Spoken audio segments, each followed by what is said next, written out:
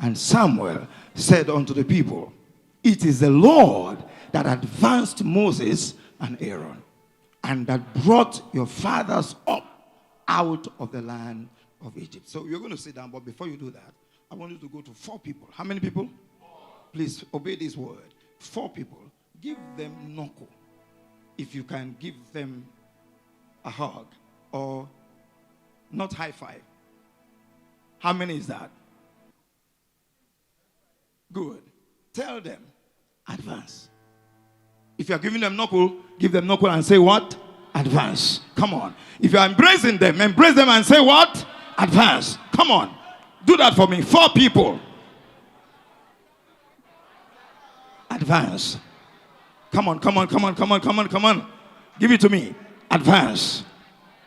Where are you? Come on. Take it. Advance. One more. Advance. Somebody shout, I'm advancing. I can't hear you say, I'm advancing. And there is nothing the devil can do about it. Heavenly Father, thank you because you are adding your blessing to your word again today. Be glorified in this house. In Jesus' mighty name we pray. Amen. Please take your seat. All right. Today I want to quickly speak on what I have titled, Dealing with the Stoppers and Killers of Advancing.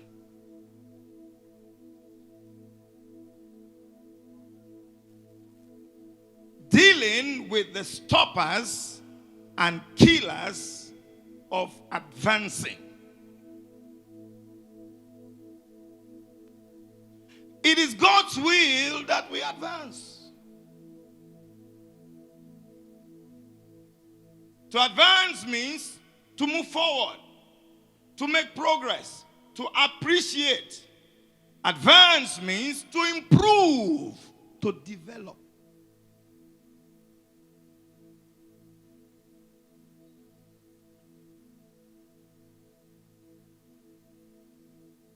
The last time I heard this beautiful sister sing, yes, was at, what do you call that hotel? Sun Lodge. But hearing her sing here again today, I can see advancement. Yes. Look, you ought to advance. Any stagnant water will stink. If your life is not moving, you begin to smell.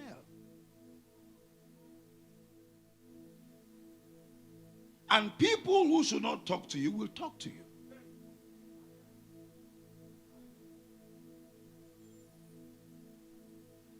Genesis chapter 26 verse 13 speaks of advancement. For Samuel. I love your word. He said I should greet you.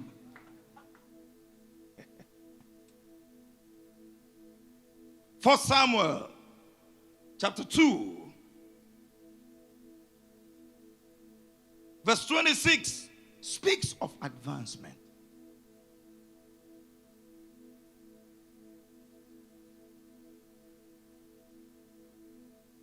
That's God's will, that you advance.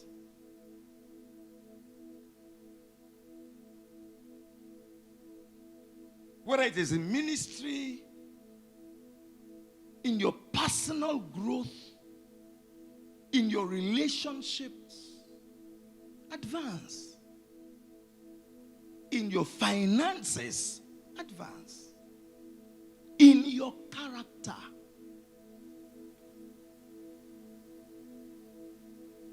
I don't really understand what Christianity is becoming now. What we have now is Christianity without character. But what makes Christianity is character. You look very spiritual, but you lack character.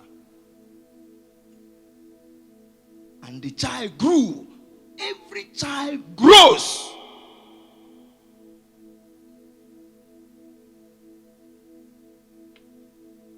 Grow.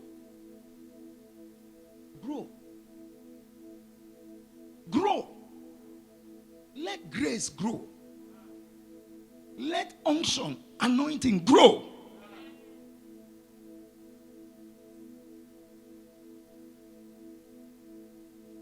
Now, let me get to my message. Hebrews chapter 12, verse 1 and 2. Hebrews chapter 12 from verse 1 and 2.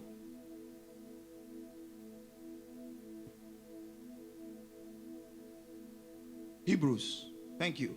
Wherefore, seeing we also are compassed about with so great a cloud of witnesses, let us lay aside every weight and the sin which doth so easily beset us, and let us run with patience. In other words, let us advance. Let us advance with patience the race that is set before us. Verse 2. Looking unto Jesus, the author and the finisher of our faith, who for the joy that was set before him endured the cross. What helped him to endure was the race, the goal that was set before him. The outcome.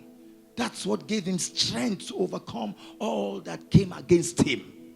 Who, for the joy that was set before him, endured the cross, despising the shame, and he sat down at the right hand of the throne of God. But remember, before he sat down there, the place of honor, authority, influence, he had to lay aside.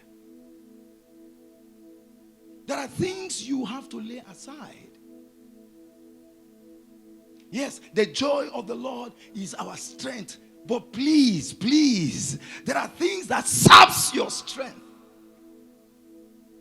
that takes away your joy. You need to lay them aside. So you run well. You run without hindrances. You run without limitation. You run. The barriers are there, but you are still running, advancing. Are you still here? Come on, I said, are you still here? So let me start today, before I get into the stoppers and killers of advancing. Let's talk about 4 in the arithmetic of God, because you're celebrating the 4th year. 1 Corinthians chapter 14, verse 10 and 11. Let's see what it says. There are, it may be, so many kinds of voices in the world, and none of them is without signification. All right? Therefore, if I know not the meaning of the voice, I shall be unto him that speaketh a barbarian, and he that speaketh shall be a barbarian unto me. You must understand things when it comes to God. Understand something like the arithmetic of God. Numbers are important to God. For example, number 1, number 2, number 3, number 4, number 5, number 6, number 7, number 8, number 9, number 10, number 11, number 12, number 30, number 40. It is not by accident that Joseph was 30 when he became a prime minister. Jesus was 30 when he began his ministry. David was 30 when he became king. It's not coincidental. There is a reason for that. The number 40 also has meaning. Are you listening? All right, but let's talk about 1, 2, 3, 4. Number 1 is the number of focus. Having a focus in life. Don't pursue this and pursue that. Pursue one thing. Paul said, this one thing I do. Pursue one thing. Focus on one thing. Have a focus. Know what you're out for. Know what you believe. Don't believe everything. Stand for something. So that when people are going to describe you, they know what you stand for. Yeah. You are known for one thing. You are known for something. not for everything. Number 2 is the number of unity, agreement. If 2 shall agree, 2, number of agreement. Have somebody that you agree with. Okay? Number 3 is the number of revival, resurrection, restoration. Number 3 is that number. Number 4 is the number of help or helpers.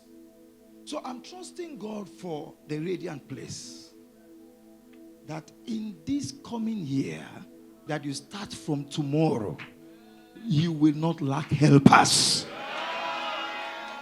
If you said that, amen, may you enjoy helpers in this coming year. Lift your hands and shout, amen. Everybody needs helper. There is no self-made man. If you are a self-made man or woman, you will struggle and have many wrinkles. Rebecca was a helper of Jacob. She was the one who heard the information about what was about to happen. When Isaac called Esau and told him, quickly go and get me venison so I can eat and bless you, it was Rebecca who was rightly positioned, heard, and went and told the young man, come, I'm hearing this is happening. You go to the backyard, get me a kid, I'll kill it, and then I'll prepare it for you. You go and collect the blessing. But mom, if my dad discover that I'm a deceiver, what will I do? He will curse me. He said, don't worry. That curse, let it come on me. That's a helper. Helpers don't look for what to get from you. Helpers are there to help you achieve your goal. They're not looking for what to take from you. No, they are thinking of how to add to what you have. Those are helpers. They don't stress you. Helpers are glad when you are made. They don't demand respect from you because they're helping you. No. Helpers, their joy, their ministry is for you to rise. That's what they are sent to do. Is somebody hearing me? May God give you heaven-sent helpers. Lift your hands and receive your helper. May you receive helper. Not only financially, you will receive helper spiritually. You will receive helper physically. You will receive helpers materially. Say, I receive it. All right. Before I begin giving you the stoppers, let me say this.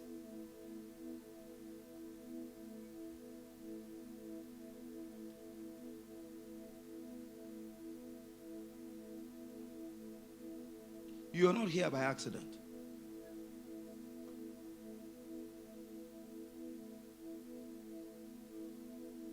God has ordered your step here. Please, I beg you, don't let anything move you from your God-appointed place of destiny. You're going to hear things. You're going to see things. But God knew that those things would be there before he sent you here. Those things are distractions for your destiny.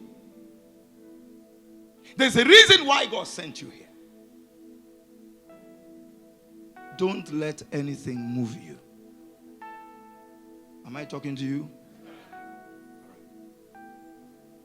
Now let's go to the stoppers.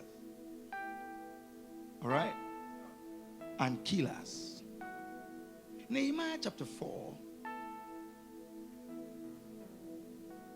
Reading from verse 1. Thank you. But it came to pass that when Sanballat heard that we builded the wall, he was wroth and took great indignation and mocked the Jews. And he spake before his brethren and the army of Samaria and said, what do these feeble Jews?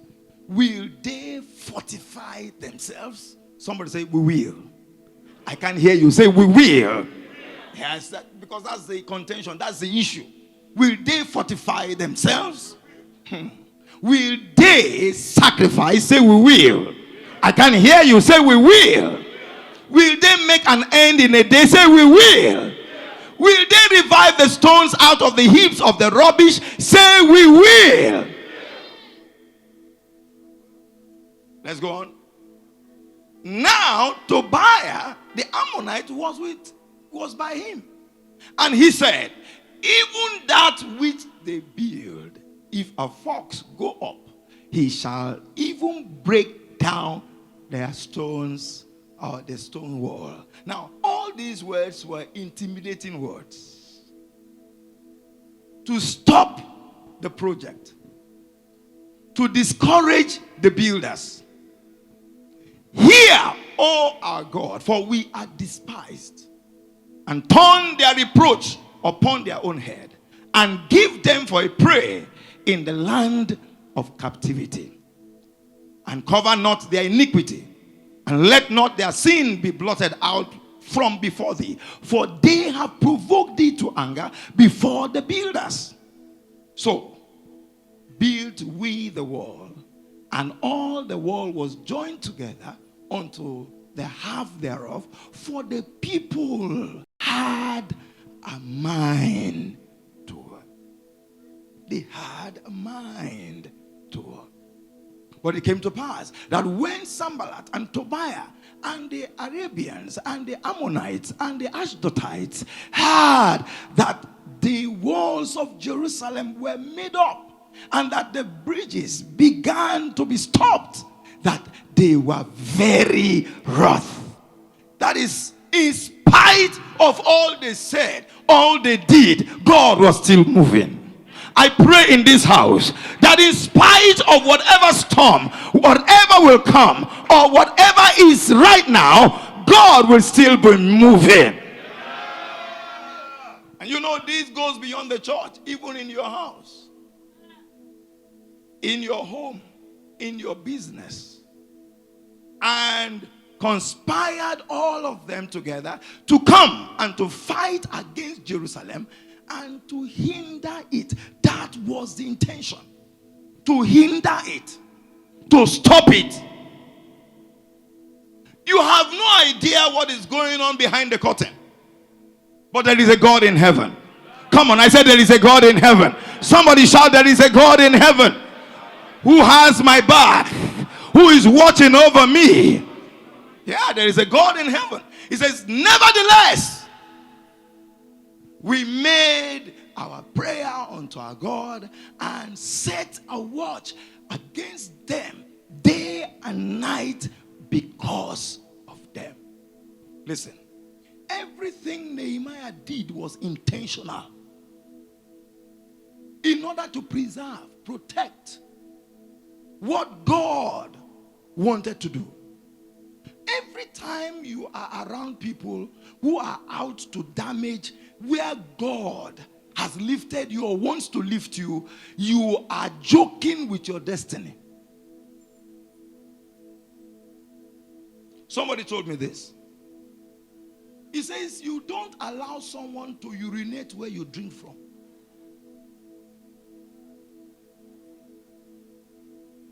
You don't allow it. If you have a personal problem, sort it out. But don't urinate where I'm drinking from. Don't do that. You don't poison what is blessing me.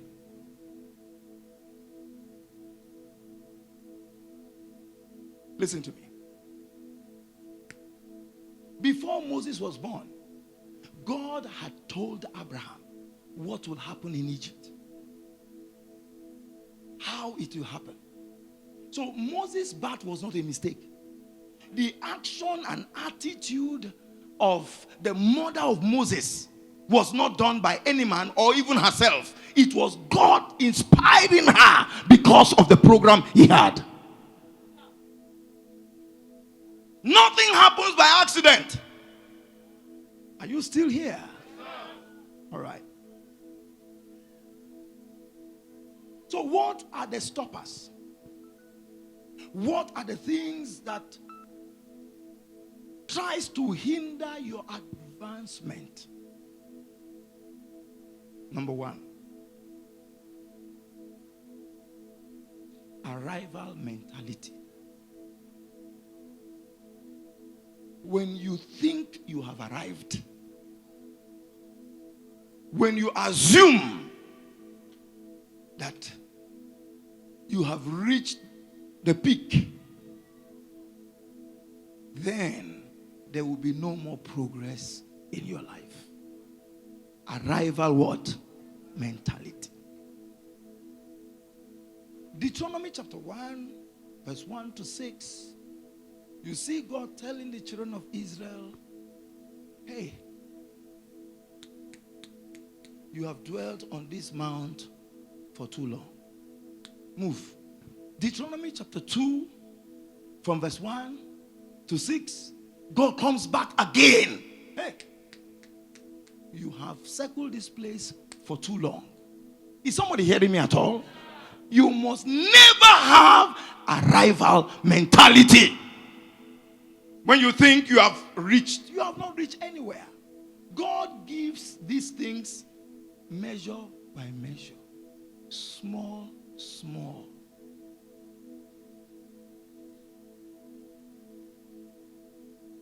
What have you seen that you are misbehaving?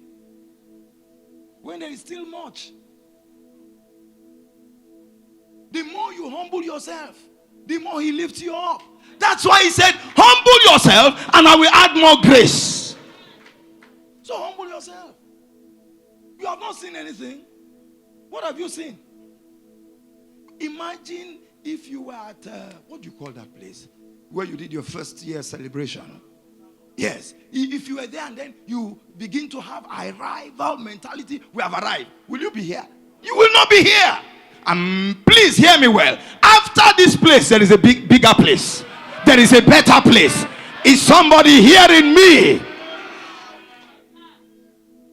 So stop carrying this arrival mentality around and you start behaving as if you have arrived. Where? Eh? Where?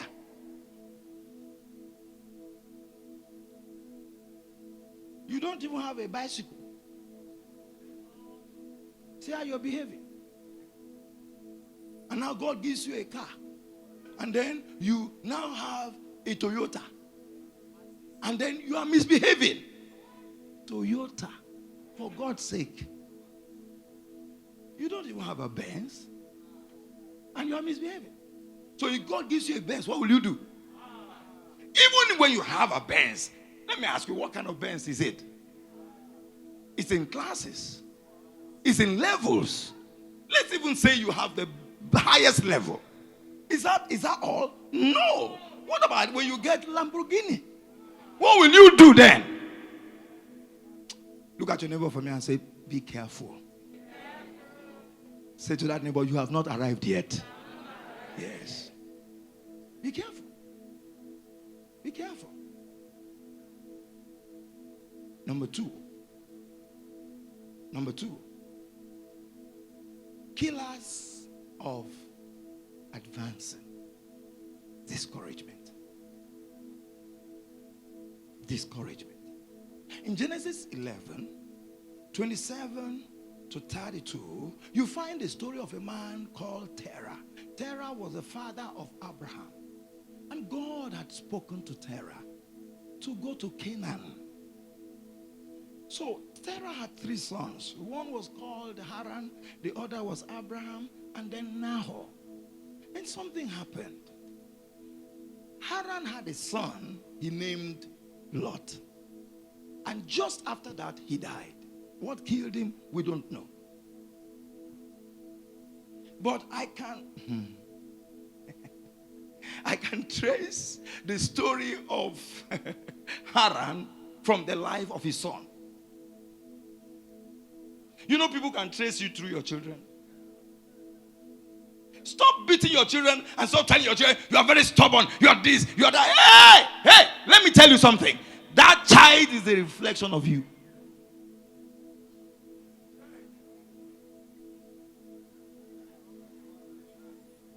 whatever you see your child doing came from you. Have your mother ever told you this?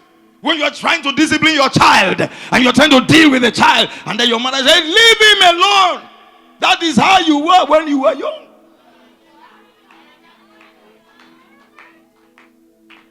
So your child is a reflection of you and your husband, or you and your wife. Oh yeah. Oh yeah, if you didn't know it today. Is somebody hearing me?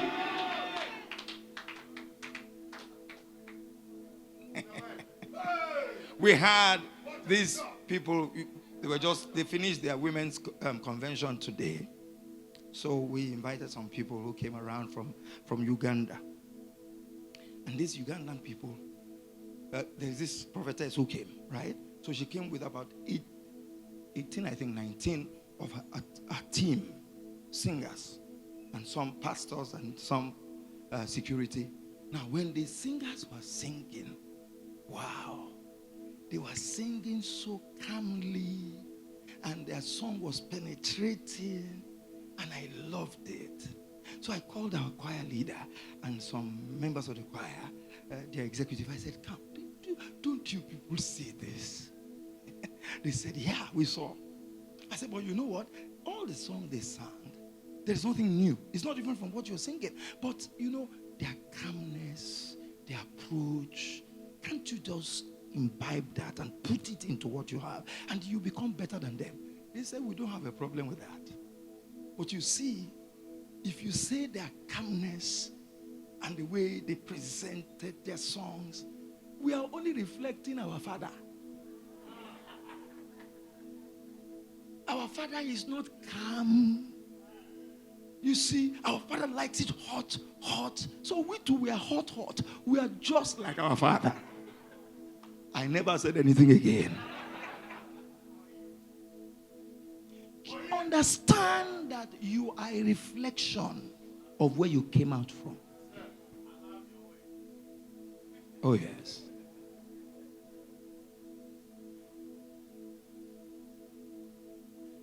Haran died, and Terah got affected. How do we know he got affected? As he made his journey to Canaan, he got to a city called Haran. When he got to that city called Haran, he settled there. And when he remembered his own son called Haran, there was no more strength in him to advance. You know what? He died in Haran. So that thing you hear God telling Abraham in Genesis chapter 12, he didn't start with Abraham, he started with his father. Some of you seated here, you are sent by God to finish what your father started. And I pray for you today, you will finish well. Come on, I said you will finish well.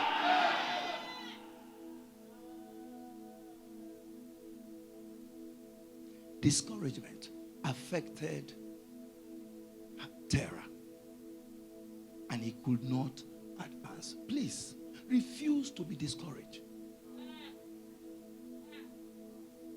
Is somebody hearing me? Many things will be there to discourage you, but refuse. It's a personal decision you have to make because of your destiny. Listen carefully to me. Please listen to this. Your destiny is not tied to everybody. Your destiny is tied to somebody. So no matter, listen, every man has his weakness. Everyone. None of us here is without weakness. And God is aware of this. So stop looking for excuses. Settle down and let God take you to your place of destiny. Is somebody hearing me? You are advancing. But avoid discouraging situations.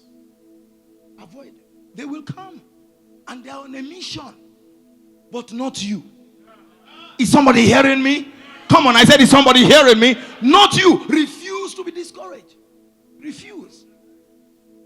Naomi was out to discourage Ruth from following her, but she refused. Oprah decided, yeah, okay, I just go back. But she held on to that woman when she had nothing to offer her. You know, it amazes me. What did Naomi have to offer Ruth? Nothing. I mean, nothing. Absolutely nothing. I can't even understand the statement, your God will be my God. Which one? So, listen. It's deeper than what you read. Because which God? They must be deeper than what we see in the surface. If God could not protect her husband and protect her 2 sons, which God? Your people will be my people. Which people? But she refused to be what? Discouraged. Number 3. Pride and arrogance will stop your progress, will stop your forward movement, will stop you from advancing. Pride and arrogance.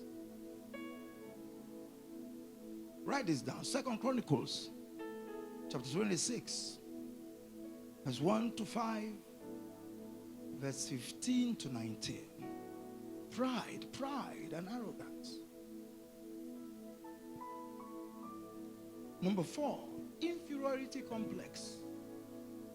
When you feel inferior, you feel you don't have what it takes. You feel, who am I? You are somebody. Yes, you are somebody. Write down Job chapter 12, verse 1 to 3, Job chapter 13, verse 1 to 2. They will blow your mind. Yes. I'm not inferior to you. You may look powerful today, but I am coming. I'm coming. I just need one hit, and that's it. I'm coming. Never think less of yourself. Are you still here?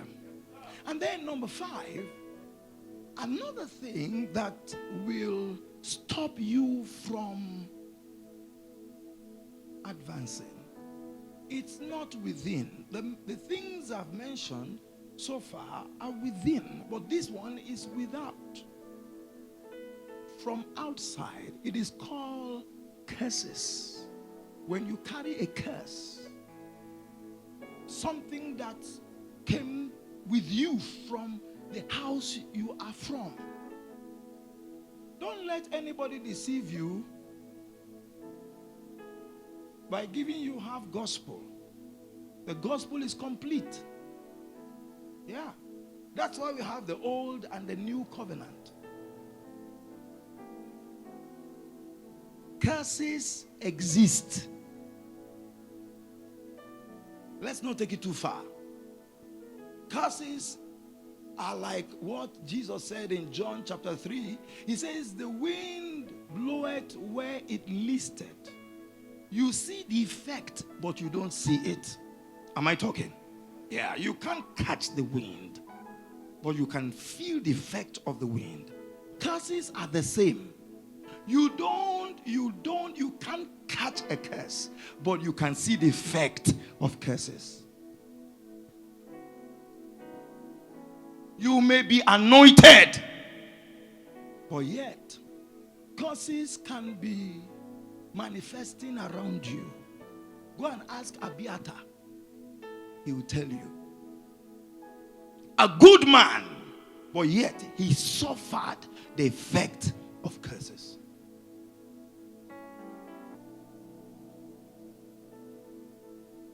And then number 6, mediocrity. Living an average life will not allow you to advance. You shall be the head and not the tail. Ye shall be above only. There is no other place. Above only and not beneath. In God, there is no middle place. God does not sanction average. It's either you are hot or you are hot or you are cold. Not lukewarm. Mediocrity will not allow you to advance. Proverbs 30, verse 7 to 9. And then number 7, indecision. Indecision. You are neither here nor there. You are neither here nor there. You are like that donkey that was at the junction where two ways meet. Yet, that donkey was meant to carry the Messiah into Jerusalem. Do you know what your destiny is all about? You are meant to bring Christ's return on earth in a glorious way. But you see, you are not deciding whether to be here or to be there. Make a decision. An informed decision. Before you make a decision, get informed first. Find out things. Investigate. After that, draw a conclusion and stand there. Give yourself time, and the rest will be history. Am I talking to you? All right, number 8, I'm landing now, is fear. Fear. Fear will not allow you to advance. Sometimes you need to take a risk. Not being afraid. If I do it now, what will happen? Supposing it doesn't work. Can I ask you? Supposing it works. Have you ever asked yourself that? Yeah. Yeah. Take a step. Don't be afraid to fail. It's part of life. If you try it and it doesn't work, try it again. You have learned how not to do it. Now, keep trying it until you get it. It's part of your lessons in life. And that also will help others. Jesus never criticized Peter. You know what he said to him? He said, listen, the only prayer I'm praying for you is that your faith doesn't fail. But when you are strengthened, when you have recovered, when you are restored, use your experience to help others. So no experience is wasted. Whatever you're going through is part of God's making of your destiny. No time is wasted. It's part of God making you who He wants you to be. Am I still talking? All right, number 9. Sometimes demonic forces can be responsible for your lack of advancement. Paul made a statement in 1 Thessalonians chapter 2 verse 18. He says, I, Paul, I had planned several times to come to you, but I was hindered by who? Satan. He says, Satan hindered me. Satan was behind my delay of coming to you. It was in my plan. It was in my program. But there was a devil. Please hear me. God's will is that you advance. But Satan can stand between you and your advancement. Are you still here? Finally, when you lack helpers, when you lack God-sent helpers, your life can just remain in one spot. And you will look so useless. You look as though you don't have what it takes to arrive or to achieve. No, that's not the case. It's just that you lack helpers. Everybody in life needs a helper. Is somebody hearing me? You need a helper. As you're serving here, and you're serving faithfully, you're serving sacrificially, putting your best into what you're doing. One day, God can just send someone to come and buy fuel in this petrol station. And while he's standing there buying fuel, he hears music. Where is this music from? He goes to the attendants. Hey, what's going on? Are you people playing music for us? That sounds like church music. He says, yeah, yes, there's a church here. There's a church here? Yes. Can I park my car for some few minutes and walk in there? Why not? Yes, sir. And then he enters. He sits at the back. And then you are the one that was giving the microphone. Why that time? Because you are in the program of God. And then you are given microphone and you begin to sing. And you put your best into it. You even forget about every other person. You are just ministering to the Lord. And that person say, oh my God, this is what I've been looking for. This is what I have been praying for. God just answered somebody's prayer. Is somebody hearing me? I know there are some of you who come to church and the first thing you do is to look around.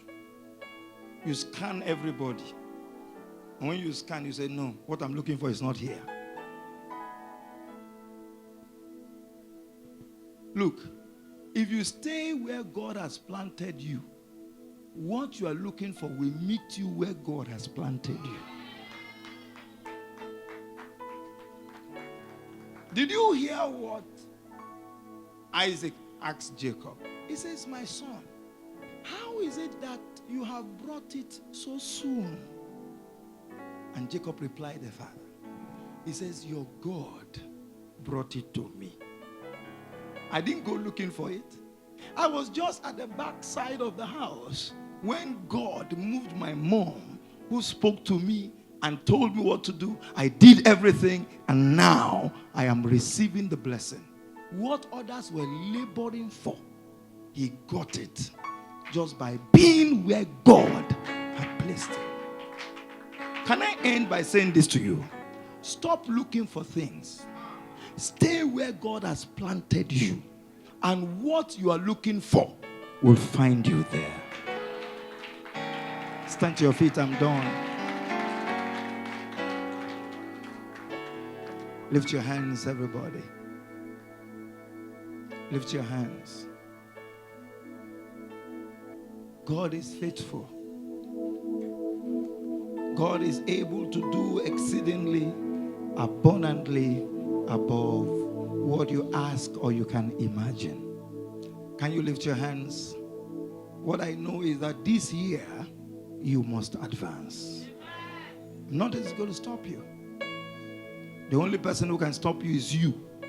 But if your mind is made up that you please God with your life, then the stoppers of advancement will not stop you. Lift your hands, everybody.